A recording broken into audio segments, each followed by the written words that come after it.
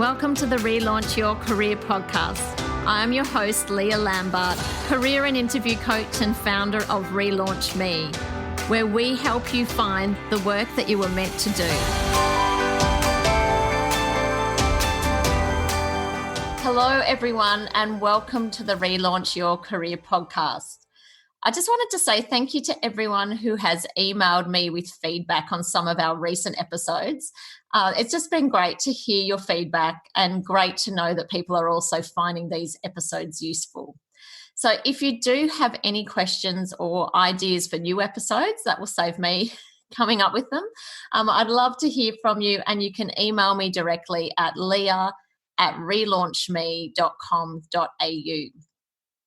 In today's episode, I've invited the very talented Naomi Blashki to talk about her career in landscape architecture. In my career coachings, I've found that many people really are unaware of this career, or they don't really understand what this career involves. So I've asked Naomi to join me today to enlighten us all. Welcome to the podcast, Naomi. Hi, Leah. Nice to be with you. So Naomi, if you've listened to some of these episodes, you'll know that we like to start at the beginning. Can you tell us how you came to choose landscape architecture as a career in the first place? Yeah, so as a young adult, I was really interested in environmental issues and design, and landscape architecture was the natural union of those passions. And so what did you know about this career when you chose it? Had you done lots of research? So I actually didn't know any landscape architects when I began looking into courses. And in the year 2000, when I was in year 12, sustainability wasn't a common phrase. It actually was barely used, but I understood that this was a growing industry and I really wanted to be a part of it. And now environmental issues and design obviously couldn't be more important to the way we live and use our recreational spaces. In terms of research, at the time there were 2 uni courses available in Melbourne. I was drawn to the 4-year Bachelor of Landscape Architecture course at Melbourne Uni. It had some great social science and engineering subjects, and there are now more courses available in Melbourne. And as well as landscape architects, there are some industry-leading landscape designers in our city who often begin studying diplomas in horticulture or also garden design. The main difference in those courses to landscape architecture is that horticulture often is focused on plant knowledge and designing with plants, and garden design is a 1-year diploma where you learn about plants and graphics and design principles and also client management. Whereas landscape architecture courses include design history and some science subjects and construction engineering subjects. And also you always do a design studio where you apply everything that you've learned each semester. So I know from speaking with some students studying both architecture and landscape architecture that it is quite a high workload at university, this course. What sort of comments could you make about the course in terms of the content and the workload and the intensity of the course? Yeah, it's certainly intensive. And I remember getting up at sort of 5:30 in the morning and jumping on the train and getting the best computer in the computer lab and just sort of sitting there all day. So certainly a commitment. But I think a lot of design courses are that way, and they're just very labour intensive. So the design studios are, I think it's a lot of time in terms of time involvement. But I guess they've got all of these supportive subjects in terms of those social sciences, the engineering subjects. You learn about plants, and then also all of those history subjects, which really give you this very well-rounded professional grounding when you graduate, that you've got a really good footing in terms of an academic understanding of the industry. Wow, I didn't realise it was such a broad course. What sort of science subjects did you study? Well, you really need to understand a lot about soils, a little bit about construction.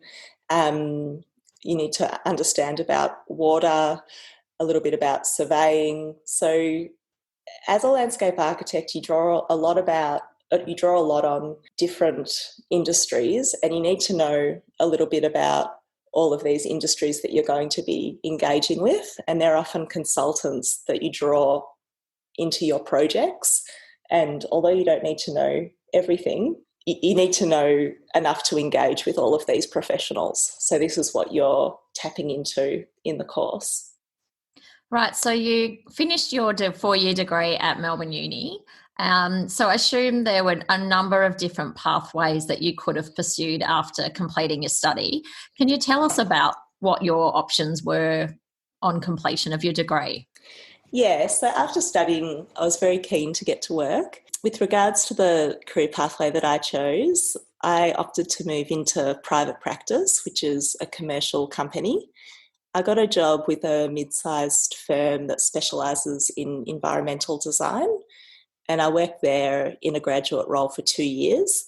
I worked on master plans and waterway improvement projects across Victoria, which I loved. Another route is the government sector, working in state or local government where both employ landscape architects. Another option is to do further study.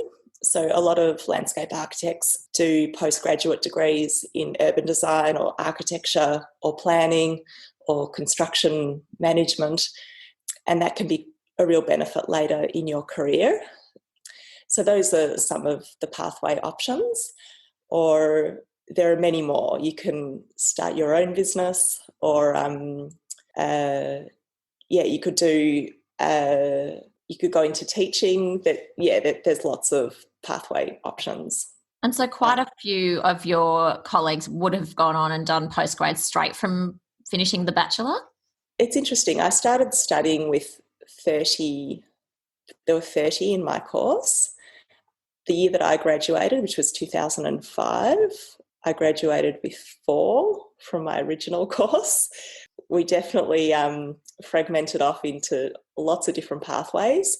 So it takes people a long time to do the course. It is really intensive. It took me 5 years. So there is actually, back then there was a high dropout rate, I must say. I think it's changed now. Like the Melbourne Uni system changed completely from when I started in 2001.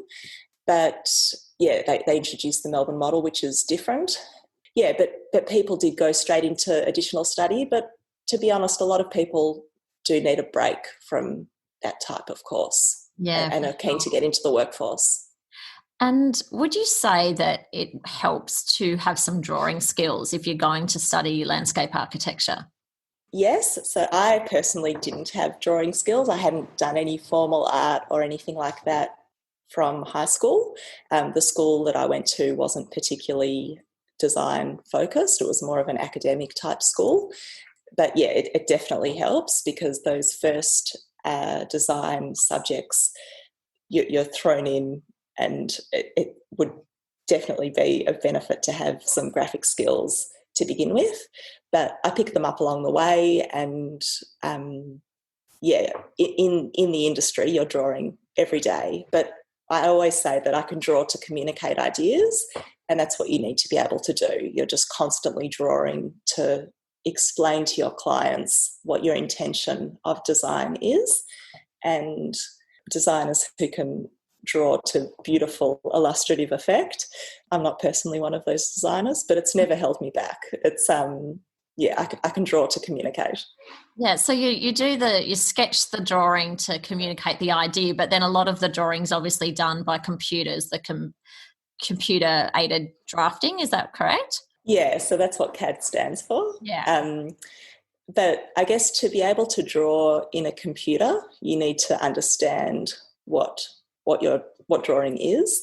So it's to be able to facilitate designing digitally, you need to understand how drawing is done. And in terms of those programs, I mean, when I look at jobs on Seek in architecture, I see AutoCAD, I see Revit, I see ArchiCAD. What sort of software do you use in landscape architecture, and what are the sort of, I guess, most common types of software that are used currently? I guess the most traditional program is AutoCAD, and that's the program that I was taught at uni. But I feel like I studied a long time ago. That was the only one that we were taught. We were taught SketchUp, which was the 3D modelling program. And I mean, now they'd be taught a whole raft of other digital platforms. But yeah, different offices use different platforms. But I guess once you have a foundation of digital understanding, you can oscillate between different programs.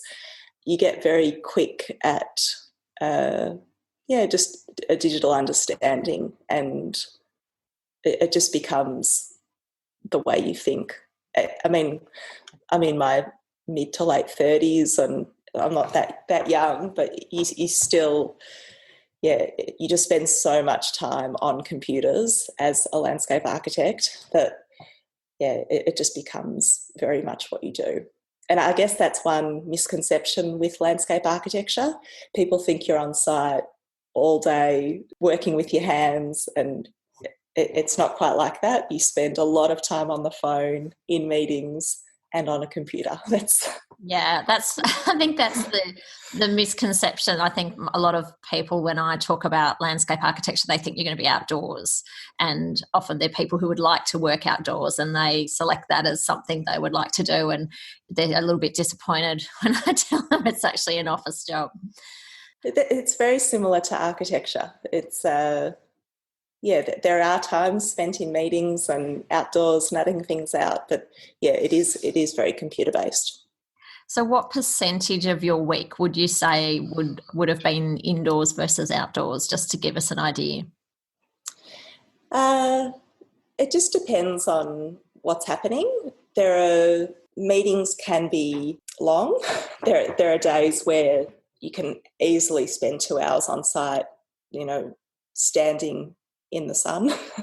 But it just depends. If you're spending time documenting packages, you can spend all week at the computer.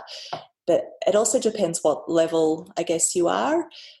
If you're at sort of my level, which is that sort of senior or associate level, you do spend more time in meetings, talking on the phone.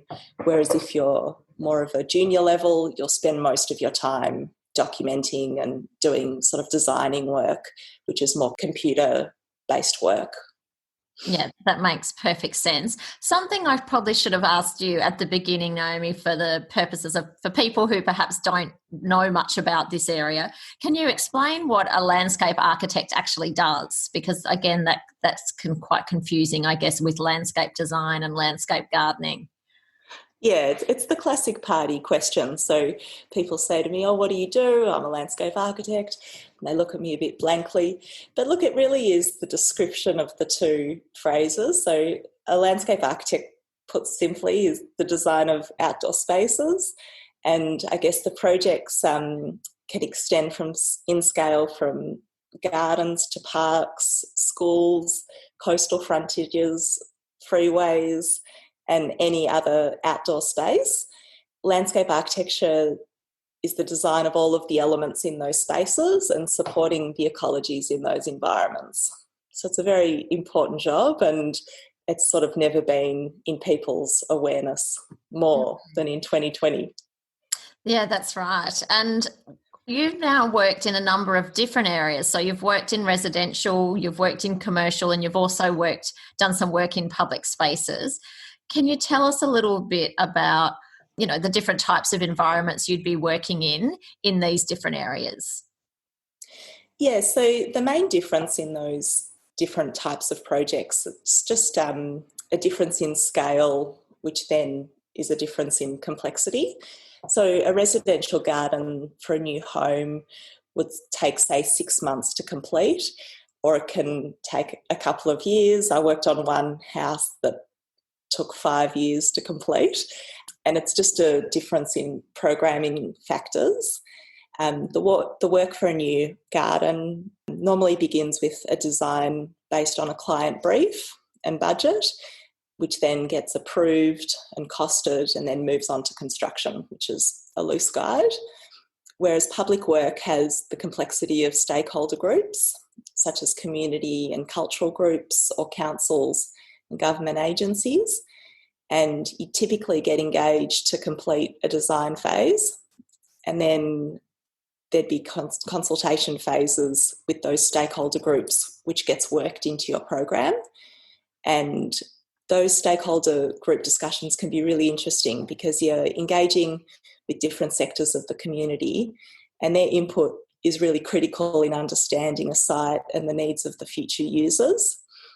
But also it can be really challenging balancing the competing priorities and attitudes of those groups. So yeah, they can take form in meetings and big open days, and you can often see big community sessions and where you have to advertise for those sorts of things, or petitions, or things can get quite complicated when you're making big changes to public spaces.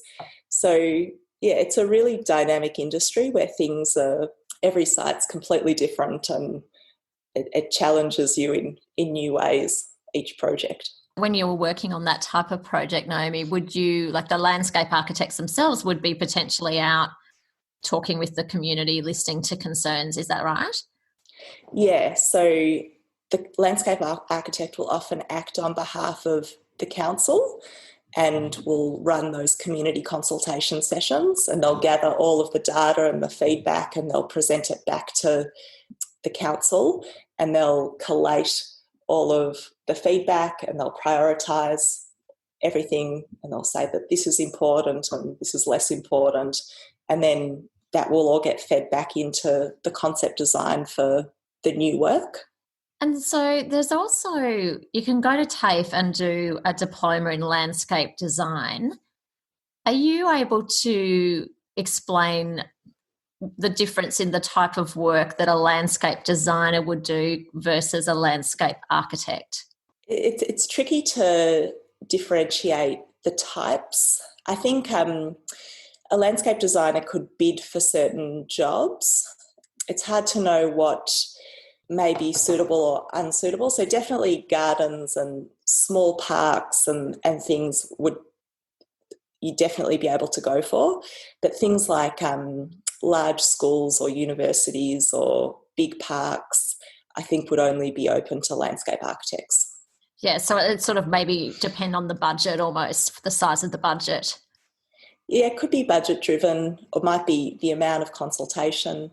Then when you add in things like different ecologies, so there's something called water sensitive urban design, where you're looking at reusing urban runoff and working with ecologists and sensitive ecosystems and drawing in different consultants. And I don't think that sort of level of complexity would be maybe suitable for a landscape designer. But I'm also not an expert of what differentiates work for a landscape designer and a landscape architect. But there are bodies, so there's the Australian Institute of Landscape Architects, and there's also a similar body for landscape designers. So they might be able to more differentiate where the line is. Yeah, look, and that's fantastic advice. I love always go back to the industry websites when I get a little bit stuck with understanding a career and, what the accredited courses are, etc. So that's really good advice. I'll put those in the show notes as well. So I was going to ask you what a typical day or week looks like for a landscape architect, but it sounds like that would very much vary on the environment you're working in and the type of whether you're in residential, commercial. Did you want to elaborate a little bit on that? Yeah, so I guess I've sort of talked a little bit about it, but often the day will start with a site visit. So the sites they always start at 7 o'clock. So I'll often go to a site visit at about 9, and they're always ready for you by 9 o'clock. On site, you're often inspecting things like materials that may have been delivered, checking plants set out, or a paving design, or talking through wall heights or anything else that may have cropped up. And then, you could head back to the office, writing up everything that you've discussed on site and emailing it out to anyone who was on site. So you've always got to cover everything in writing, and then spending some time on the computer, drawing up some new designs. You spend lots of time on the phone, talking to clients and contractors and suppliers. And that's about a typical day. The days just fly. All the days fly, I find. And that's about a typical day. It sounds really broad in terms of, the client contact, there's organisational skills. Assume there's always time pressures as well. Are there specific skills and personality attributes that you think help to do this line of work? Yeah, look, I think it helps to be an all-rounder. Like you need to be a detailed person, which I think all design professions lend to that skill. But also you need to be good at problem solving. There's just constantly issues that come up in construction. So you need to, as things crop up, you've got to move through them. You got to be good with people, because you're dealing with teams of people all the time. Yeah, it's a general suite of skills that the construction industry has. Yeah, so detailed, move through problems, people skills. But also it's definitely a passion industry. So being passionate about the industry, I think helps. It definitely sounds like you need a broad range of skills there. What are the typical challenges that landscape architects face? Not necessarily that you've faced personally, but just typically the types of challenges that you face in this career. I guess it's well known that there's a lot of risks in construction. So you often need to design to anticipate potential risks and document your drawings in a really detailed way to mitigate that risk. And also, that being said, like I said, things crop up in construction and there's often human error. So good communication is key, and also showing some compassion with a fair disposition helps. Often on site, things get very stuck and there's a bit of a blame game. So, it's good to be able to move through things and try and work to a resolution. But also you need to be tough, because it's a tough game and where decisions are made very quickly with big financial consequences. Yeah, so you need a fairly thick skin. Yeah, definitely. Naomi, what would you say have been the highlights for you personally in your career? Every project is different and you're just constantly learning. And that's actually the greatest thing about the job.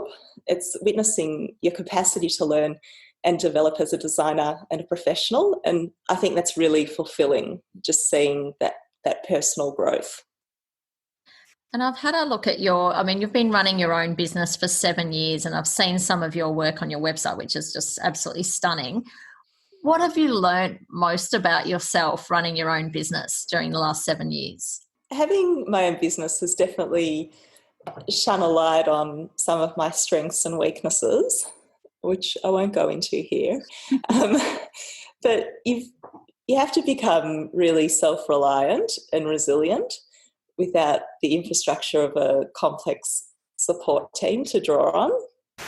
So it's also been a great opportunity to collaborate with really good architects and contractors and suppliers, and I guess they become your support team. And I've also been able to establish more meaningful relationships with my clients, which has been really wonderful. So what advice would you give to a young person considering a career in landscape architecture with the experience that you have? I'd say the course is really challenging and it will take a lot of persistence, but the rewards are really worth it. And like I said, the industry is really dynamic and it's really filled with lots of passionate people. And I guess that passion's driven by people really wanting to do something good in the world, which is, that's just something that's always driven me as, I guess, a basis for my professional development. And in time, you'll have opportunities to work on projects that enhance the way we enjoy open space and that can sustain our environments for generations to come, which is pretty special. Well, it sounds like, I know from speaking with you that you are very passionate, and I think one of the most important things, whatever career you choose, is choosing something that you are genuinely interested in. And I think, more importantly, when you have to go and do that type of intensity of that level of study and that sort of intense 4 years, you really do have to love it and see that end goal, don't you? Yeah, you got to keep your eye on the prize. Yeah. Well, look, Naomi, it's been fantastic to hear about that. I've learned a lot just from chatting with you today. So thank you so much. I will put your details in the show notes so that people can find you if they're looking for more information. But look, thank you again. It's been great to have you on the podcast, and I wish you all the best with your career going forward. Thanks so much, Leah. Happy to spread the word. Bye. Bye. I hope you enjoyed this episode of Relaunch Your Career. If you did, please subscribe, share with your friends, leave a review, or connect with us on social media at Relaunch Me Career Consulting. If you have any questions about the episode or the work that we do, then contact us via the website relaunchme.com.au. Thanks for listening. Have a great day.